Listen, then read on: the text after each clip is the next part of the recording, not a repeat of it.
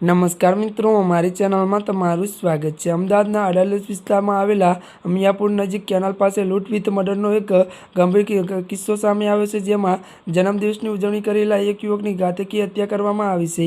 આ ઘટનામાં તેની સાથે રહેલી યુવતી પણ ગંભીર રીતે ઇજાગ્રસ્ત થઈ છે। મળતી વિગતો અનુસાર વધુ જણાવી દઈએ કે વાત કરવામાં આવે તો ત્યારે મિત્રો પ્રાપ્ત માહિતી અનુસાર શહેરના અત્યારે સરદારનગર વિસ્તારમાં રહેતા એક યુવક જન્મદિવસ હોવાથી તે પોતાના એક યુવતી સાથે આમિયાપુર ત્યારે નજીક કેનાલ પાસે બર્થડે મનાવવા ગયો હતો। આ દરમિયાન કેટલાક લુખ્ખા તત્વોએ તેમના પર હુમલો કર્યો હતો।